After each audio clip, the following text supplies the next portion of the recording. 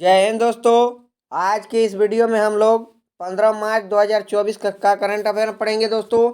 ये 37वां एपिसोड है हमारा। शुरू करते हैं। पहला प्रश्न है, हाल ही में संयुक्त राष्ट्र मानव विकास सूचकांक 2022 में भारत को कौन सा स्थान मिला है? 132वां, 134वां, 136वां, 138वां। ये भारत को 134वां स्थान मिला है दोस्तों। भारत को 134वां स्थान मिला है। HDI ह्यूमन डेवलपमेंट इंडेक्स में 134वां स्थान मिला है और ये 2022 का रिपोर्ट है। ये भी आपको ध्यान रखना है, 2022 का रिपोर्ट है। 2021 की रिपोर्ट की बात करेंगे तो 135वां स्थान आया था भारत का। 2021 में 135वां स्थान आया था दोस्तों। ये HDI जो ह्यूमन डेवलपमेंट इंडेक्स कौन जारी करता है? तो UNDP जारी करता है। ये भी आपको ध्यान रखना है। यूनाइटेड नेशन डेवलपमेंट प्रोग्राम जारी करता है। इसका हेडक्वार्टर कहाँ है? तो न्यूयॉर्क में है। न्यूयॉर्क में है। इसकी स्थापना 1965 में हुआ था। ये भी ध्यान रखना है।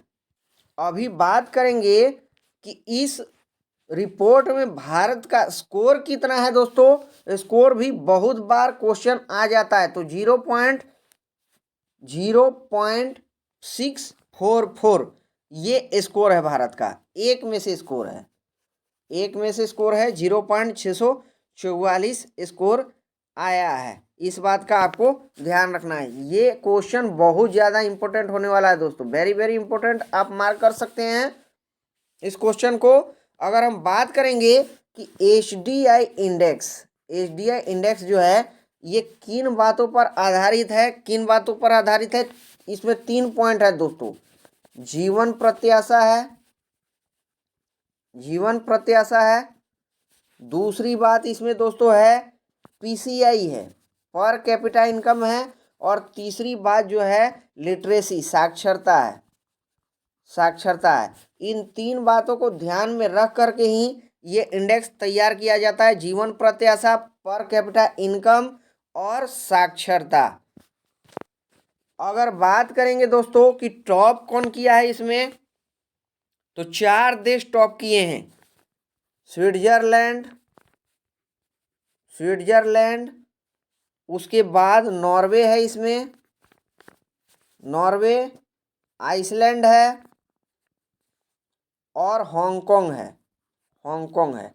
ये चारों टॉप किए हैं। स्विट्जरलैंड, नॉर्वे, आइसलैंड और हांगकांग। बॉटम में कौन रहे हैं? तो बॉटम में सोमालिया और साउथ सूडान ये बॉटम में रहे। इस बात का भी आपको ध्यान रखना है।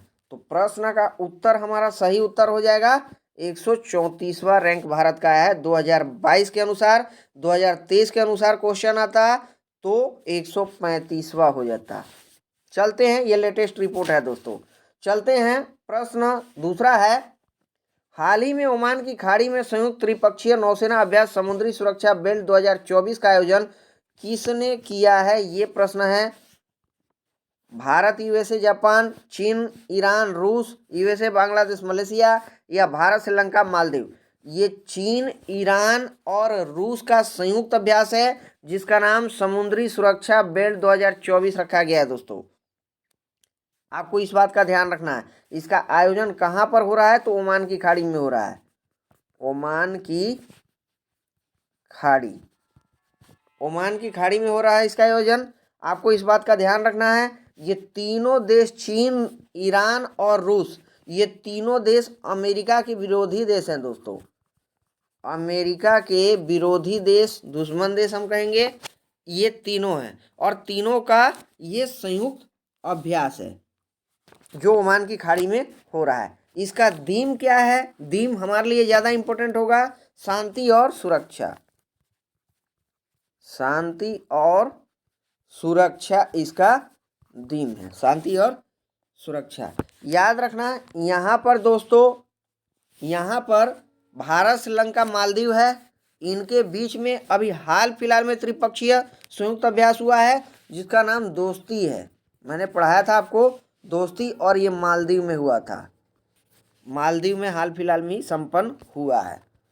हमारा प्रश्न था समुद्री सुरक्षा बेल्ट 2024 का आयोजन, तो ये चीन, ईरान और रूस तीनों की संयुक्त अभ्यास है, नेवी का अभ्यास है। चलते हैं अगले प्रश्न की ओर। हाल ही में यूएनडीपी सेकंड बार क्वेश्चन आ गया दोस्तों, लैंगिक असमानता सूचकांक 2022, दोनों रिपोर्ट 2022 का ही है और दोनों वेरी वेरी इंपॉर्टेंट रिपोर्ट है और दोनों को जारी करने वाला यूएनडीपी ही है, यूनाइटेड नेशंस डेवलपमेंट प्रोग्राम।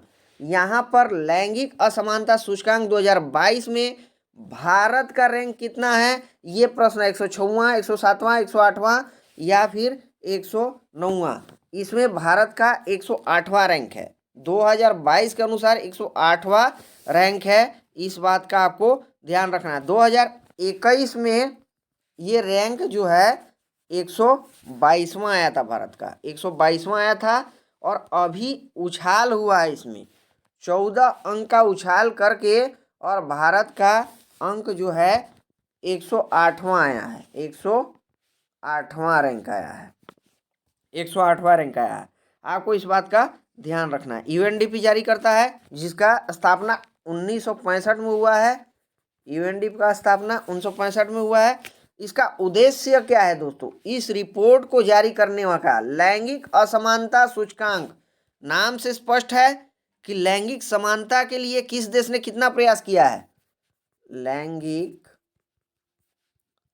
समानता के लिए किस देश ने कितना प्रयास किया है, इससे स्पष्ट होगा। आप देखते हैं भारत में कार्यक्रम जो चलता है बेटी बचाओ बेटी पढ़ाओ, तो ये सारी कार्यक्रम जो है लैंगिक असमानता को दूर करने के लिए ही कहीं ना कहीं है।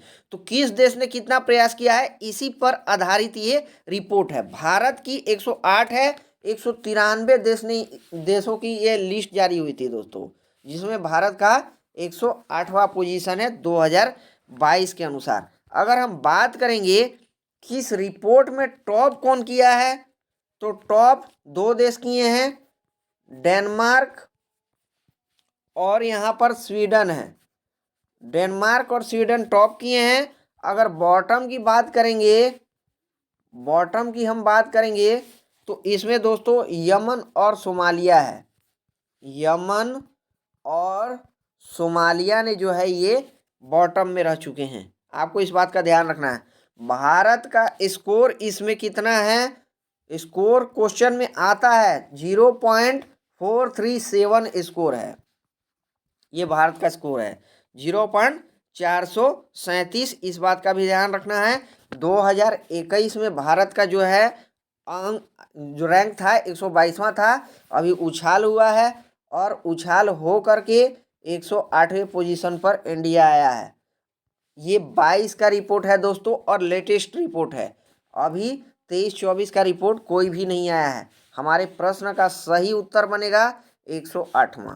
चलते हैं अगले प्रश्न की ओर। प्रश्न नंबर 4 है, हाल ही में चर्चा में रही एक राष्ट्र एक चुनाव पर उच्च स्तरीय समिति की अध्यक्षता किसने की है। अध्यक्षता का नाम पूछा है, वेरी वेरी इंपॉर्टेंट है क्योंकि बहुत ज़्यादा सुर्खियों में ये रहा है क्वेश्चन दोस्तों। ऑप्शन है रामनाथ कोविंद, अमित शाह, गुलाम नबी आजाद, एनके सिंह। अध्यक्ष की बात किया है दोस्तों, अध्यक्ष की बात किया है तो रामनाथ कोविंद पूर्व राष्ट्रपति है। हालांकि ये जितने नाम हैं, रामनाथ कोविंद, अमित शाह, गुलाम नबी आजाद और एनके सिंह, ये चारों जो हैं इसके सदस्य हैं। इसमें 8 मेंबर हैं। एक राष्ट्र एक चुनाव पर उच्च समिति का गठन हुआ था, इसमें 8 मेंबर हैं। 4 तो ये हैं दोस्तों, इसके साथ और 3 हैं, सॉरी और 4 हैं, इसके साथ और 4 मेंबर है दोस्तों, और 4 मेंबर है। अधीर रंजन चौधरी हैं, अधीर रंजन चौधरी हैं, ये कांग्रेस के लीडर हैं अधीर रंजन चौधरी। उनके साथ सुभाष सी कश्यप हैं, सुभाष सी कश्यप हैं। उसके साथ दोस्तों पूर्व CVC chief vigilance commissioner Sanjay Kothari भी हैं, इसमें संजय कोठारी हैं। और एक हरीश साल्वे भी हैं, हरीश साल्वे, जो भारत के नामी एडवोकेट गिने जाते हैं दोस्तों, ये भी इसमें हैं। आपको इस बात का ध्यान रखना है। तो 8 मेंबर इस पैनल में हैं। रामनाथ कोविंद सदस्य है इसमें, ये तो अध्यक्ष ही हैं। अमित शाह भी हैं, गुलाम नबी आज़ाद हैं, इनके सिंह है, अधीर रंजन चौधरी हैं। उसके बाद जो है दोस्तों सुभाष सी कश्यप हैं इसमें, और संजय कोठारी, हरीश साल्वे भी हैं। 8 मेंबर हैं। इन्होंने हाल फिलहाल में अपनी रिपोर्ट जो है राष्ट्रपति द्रौपदी मुर्मू को सौंपा है दोस्तों। इस रिपोर्ट में कुल पेज कितने हैं? तो 18,626 पेज हैं। आ सकता है क्वेश्चन, 18,626 पेज हैं।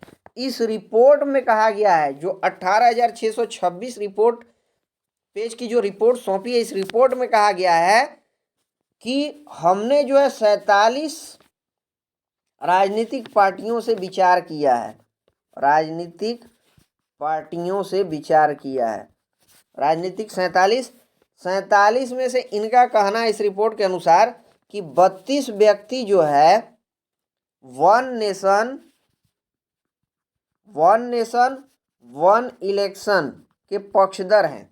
47 में से 32 पक्षधर हैं। कुल मिलाकर के 5 पक्षधर नहीं है इस रिपोर्ट में, ऐसा कहा गया है। इन्होंने कहा है कि वन नेशन वन इलेक्शन, एक राष्ट्र एक चुनाव होना चाहिए, ये 2029 से होना चाहिए, ये भी कहा गया है।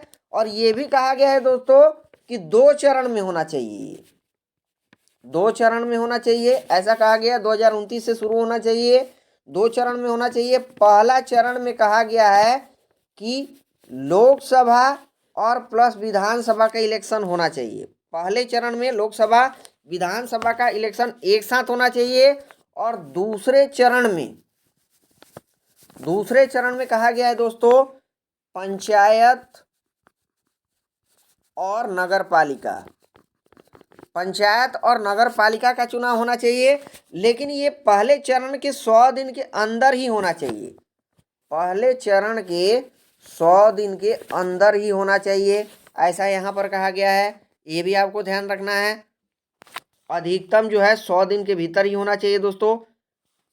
ऐसा कहा गया है कि इसके अनुसार जहाँ जहाँ जरूरत पड़ेगा संविधान संशोधन भी करना चाहिए, संविधान संशोधन भी करना चाहिए, क्योंकि कई आर्टिकल्स में जो है संशोधन करने के बाद ही वन नेशन वन इलेक्शन जो है सफल होगा। फायदा गिनवाया है रिपोर्ट ने दोस्तों, इस रिपोर्ट ने, इस पैनल ने फायदा गिनवाया, कहे हैं कि इसमें कम खर्च होगा, ऐसा इलेक्शन करवाने पर कम खर्च होगा और विकास के काम भी होंगे, विकास के काम होंगे, ऐसा रिपोर्ट में कहा गया है। हालांकि इसके डीमेरिट्स भी बहुत ज़्यादा हैं और इस पर जो है विरोध भी लगातार चल रहा है, इस बात को भी आपको ध्यान रखना है, विरोध भी लगातार हो रहा है। तो प्रश्न का उत्तर हमारा है दोस्तों रामनाथ कोविंद। सिर्फ हमारा इतना प्रश्न था कि इसके अध्यक्ष कौन है, तो रामनाथ कोविंद है, बहुत चर्चा में है और ये दोस्तों क्वेश्चन एग्जाम में आ सकता है सीधे सीधे। चलते हैं अगले प्रश्न की ओर। प्रश्न है, हाल ही में प्रधानमंत्री नरेंद्र मोदी ने वंचित वर्गों को क्रेडिट सहायता प्रदान करने के लिए कौन सा पोर्टल लॉन्च किया है? डीजी रेडी प्रमाणन पोर्टल, स्वाति पोर्टल, पीएम सूरज पोर्टल, ग्रो पोर्टल। ये पीएम सूरज पोर्टल प्रधानमंत्री नरेंद्र मोदी जी ने किया है दोस्तों लॉन्च, इस बात का आपको ध्यान रखना है। सूरज का फुल फॉर्म यहाँ पर इम्पोर्टेंट है दोस्तों, सूरज का फुल फॉर्म जो है ये भी आपको लिखना है, सामाजिक उत्थान एंड रोजगार आधार जन कल्याण, सामाजिक उत्थान एंड रोजगार आधार जन कल्याण, आधार जन कल्याण, ये इसका फुल फॉर्म है, इस बात का आपको ध्यान रखना है। उद्देश्य क्या है दोस्तों?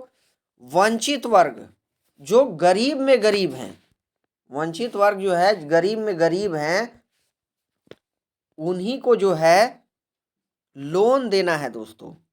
गरीब में गरीब व्यक्ति को, गरीब में गरीब व्यक्ति को लोन देना है, ये उद्देश्य है इसका। लॉन्च करना कब हुआ है दोस्तों? ये नरेंद्र मोदी जी ने 13 मार्च को हाल फिलहाल में ही किया है, 13 मार्च को किया है। इसका टैगलाइन क्या है? टैगलाइन जो है वंचितों को वरीयता है, वंचितों को वरीयता है, वरीयता है, वंचितों को वरीयता है। तो प्रश्न का सही उत्तर हो जाएगा दोस्तों पीएम सूरज पोर्टल, वंचित वर्ग के लिए। सीधे सीधे क्वेश्चन आएगा, आपको ध्यान रखना है। अगला प्रश्न है, हाल ही में केंद्र सरकार ने इलेक्ट्रिक वाहनों को बढ़ावा देने के लिए कौन सी योजना की घोषणा की है? कीर्ति योजना, सूर्योदय योजना, जनमत योजना, ई मोबिलिटी योजना। तो ये ई मोबिलिटी योजना की घोषणा की है, याद रखना है। किस मंत्रालय ने ये घोषणा किया है दोस्तों? तो ये भारी उद्योग मंत्रालय, भारी उद्योग मंत्रालय, इंडियन गवर्नमेंट में जो भारी उद्योग मंत्रालय है, भारी उद्योग मंत्रालय इसके अंतर्गत आता है, याद रखना है। इन्होंने ये जो है स्टार्ट किया है। भारी उद्योग मंत्री कौन है? महेंद्र नाथ पांडे, ये भी आपको नाम ध्यान रखना है, महेंद्र नाथ पांडे हैं। उद्देश्य क्या है? इलेक्ट्रिक व्हीकल को बढ़ावा देना, इलेक्ट्रिक व्हीकल को बढ़ावा देना, ये उद्देश्य है। इलेक्ट्रिक व्हीकल को बढ़ावा देना ये उद्देश्य है दोस्तों, ये भी आपको ध्यान रखना है। इसके लिए जो है 500 करोड़ रुपए का फंड मिलेगा, इसके लिए 500 करोड़ रुपए का फंड मिलेगा, रुपए का फंड मिलेगा, 500 करोड़ रुपए का फंड मिलेगा, ये भी आपको ध्यान रखना है। इसमें दुपहिया वाहन और तिपहिया वाहन को खरीदने के लिए सब्सिडी मिलेगा, 2 व्हीलर और 3 व्हीलर खरीदने के लिए सब्सिडी मिलेगा, 500 करोड़ रुपए का फंड मिलेगा इसमें टोटल। दुपहिया वाहन के लिए जो है दोस्तों 10,000 रुपये सब्सिडी मिलेंगे, 2 व्हीलर के लिए 10,000 रुपये। उसके बाद लाइट 3 व्हीलर, लाइट 3 व्हीलर के लिए इसमें जो है 25,000 रुपये का सब्सिडी मिलेगा, और हेवी 3 व्हीलर के लिए 50,000 रुपये का सब्सिडी मिलेगा, 50,000 रुपये का सब्सिडी मिलेगा। प्रश्न का उत्तर हमारा बनेगा दोस्तों ई मोबिलिटी योजना है, हाल ही में केंद्र सरकार ने ये लॉन्च किया है।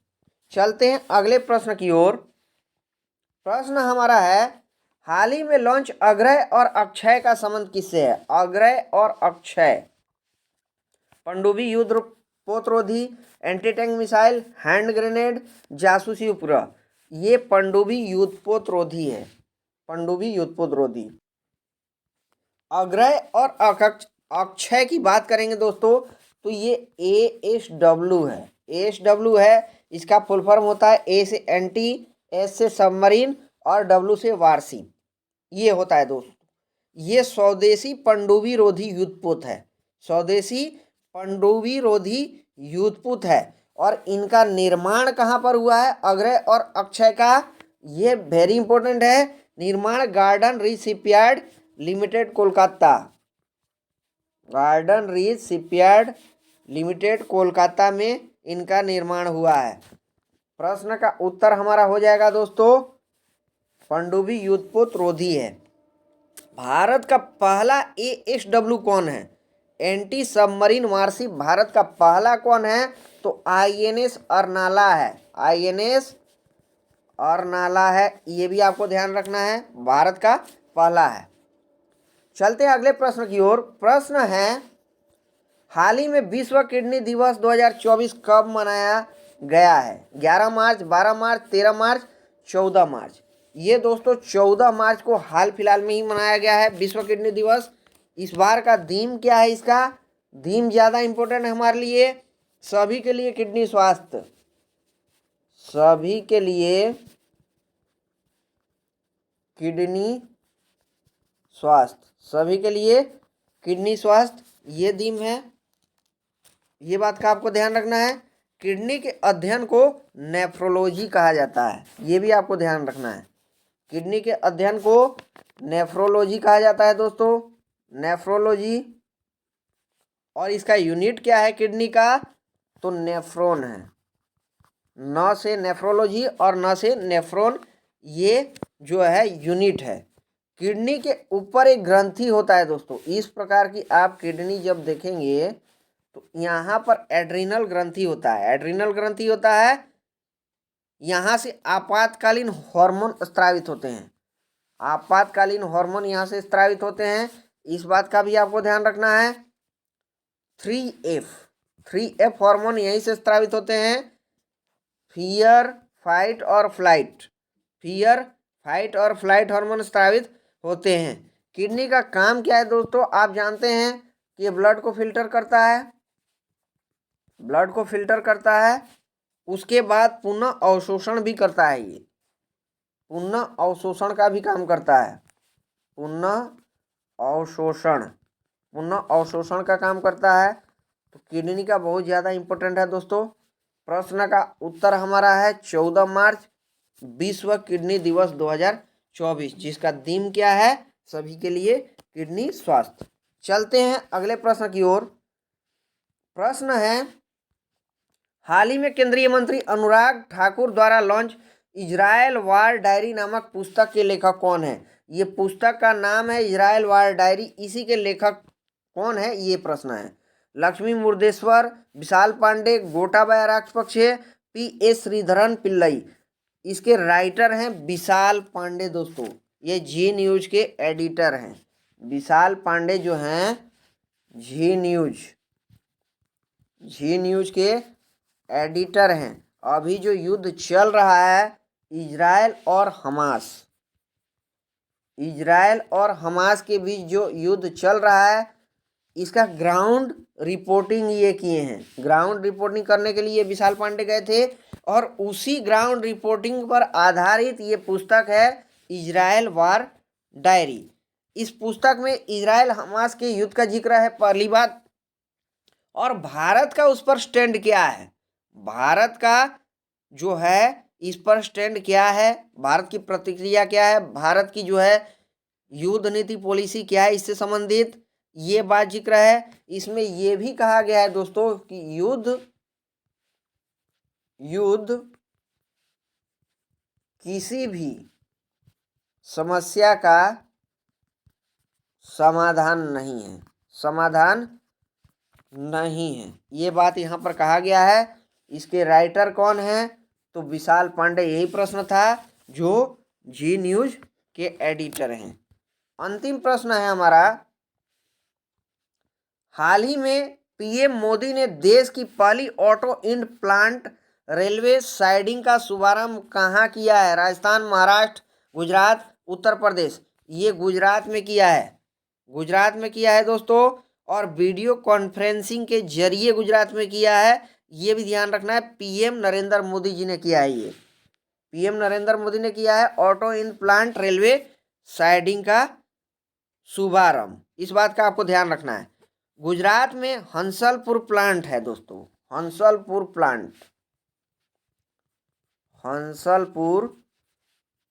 प्लांट है, और ये मारुति सुजुकी का प्लांट है, मारुति सुजुकी का प्लांट है। यहाँ पर प्रोडक्शन होता है गाड़ियों का हंसलपुर प्लांट में। और इस जो है ऑटो इम्प्लांट रेलवे साइडिंग का शुभारंभ का उद्देश्य क्या है? तो उद्देश्य इतना ही है दोस्तों कि जो यहाँ पर गाड़ियाँ हंसलपुर प्लांट में निर्माण होगा, उन गाड़ियों को जो है रेलवे के द्वारा संपूर्ण देश में भेजा जाएगा, रेलवे के द्वारा रेलवे के द्वारा संपूर्ण देश में भेजा जाएगा, उनको संपूर्ण देश में